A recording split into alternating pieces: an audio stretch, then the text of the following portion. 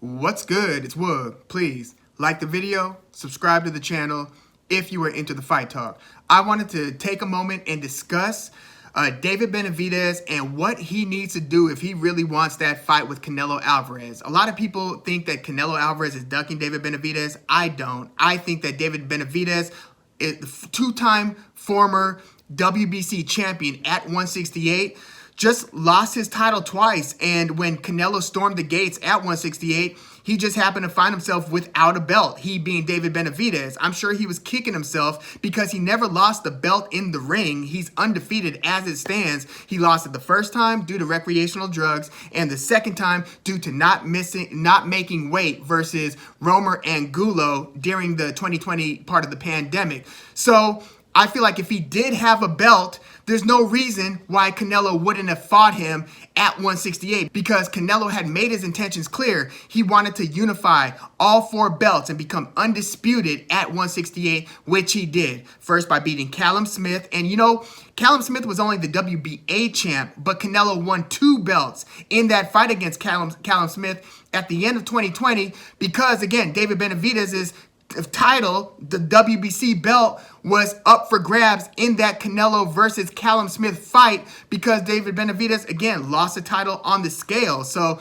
that is no fault of Canelo's. So if David Benavidez wants the shot against Canelo Alvarez and wants that mega payday, this is what he's going to have to do. Or at least I feel like this gives him the best shot. You don't want to assume that Canelo's going to stick around at 168. Canelo seems like the type who's got his eyes on the next frontier, right? So you can either stick around at 168 and hope that he comes around and fights you, or you can recognize that you're currently the number 2 ranked contender at 168 by the WBO. So Canelo is a WBO champ. He took that from Billy Joe Saunders.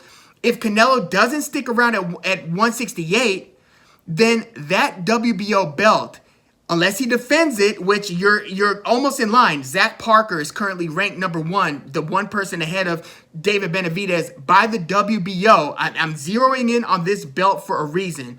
They have a policy where, say David Benavidez fights for a WBO belt that Canelo vacates because he doesn't want to defend it. Say he goes and fights Makabu at cruiserweight or fights somebody at light heavyweight.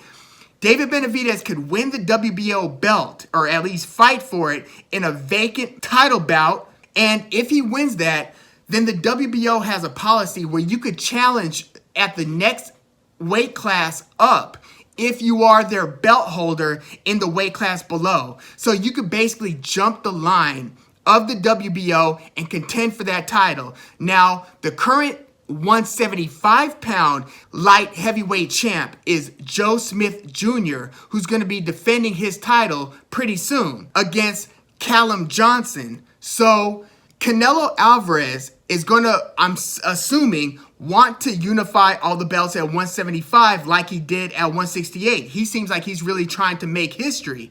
So you could either win a belt at 168 if you're David Benavidez, try to get in line for that vacant title bout, WBO belt, that I very seriously doubt Canelo wants to defend. I think that Canelo would instead be more likely to fight Joe Smith for his WBO belt.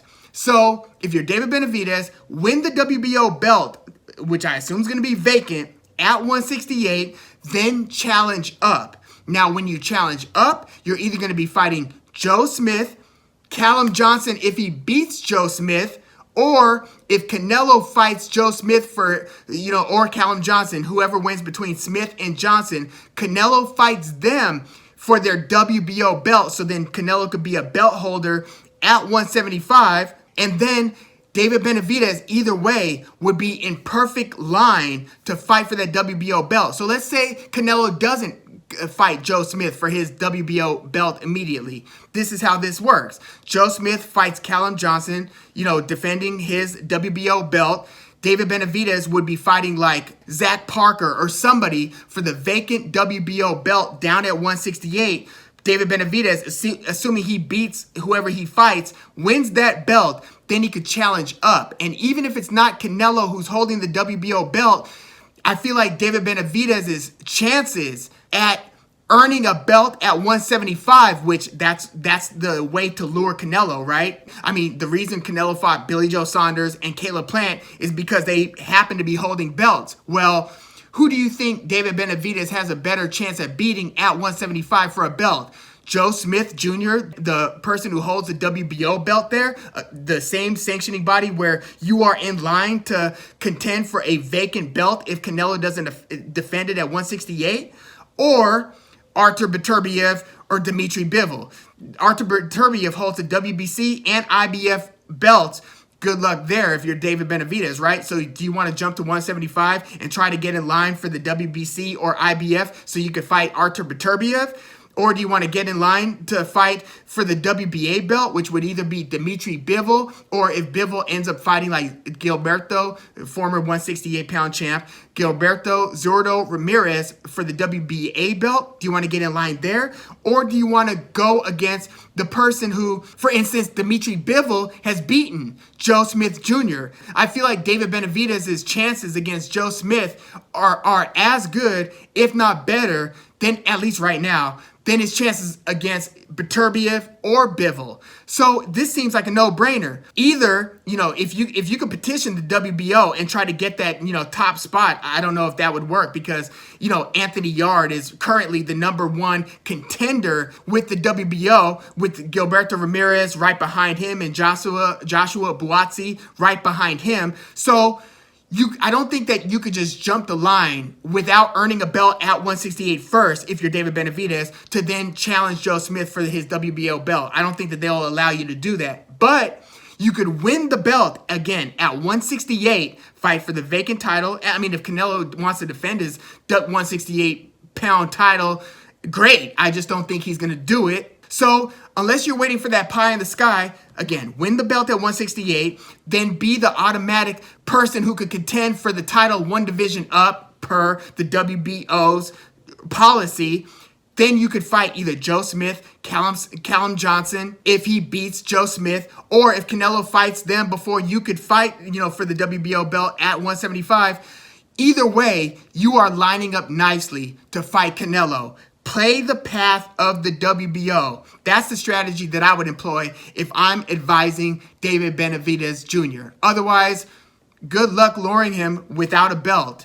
Even at 168, I don't think he's going to come back, and he's already done everything that he needs to do at 168, unless he's convinced, he being Canelo, is convinced that he hasn't truly cleaned house over there unless he fights the two-time former WBC champ, David Benavidez, which, I mean, all fans want, see Benavidez as being as good, basically, as Callum Smith, Billy Joe Saunders, or Caleb Plant, the other former belt holders at 168. But that's just what the crowd thinks. That's just what the boxing fans think. That's not what I think is going to matter at the end of the day. Again, you've got to know what Canelo is planning to do. And I think he's planning to storm the gates at 175 like he did at 168. So set yourself up with the best opportunity possible. Play the route of the WBO so you could basically be the Billy Joe Saunders, but at 175. Let me know what you think about that. That is the way that I think David Benavidez should play this if he wants to be in on the Canelo sweepstakes. But yeah, let me know what you think in the comments. Please like the video, subscribe to the channel if you are into the Fight Talk. I'm Woog. Thanks for tuning in.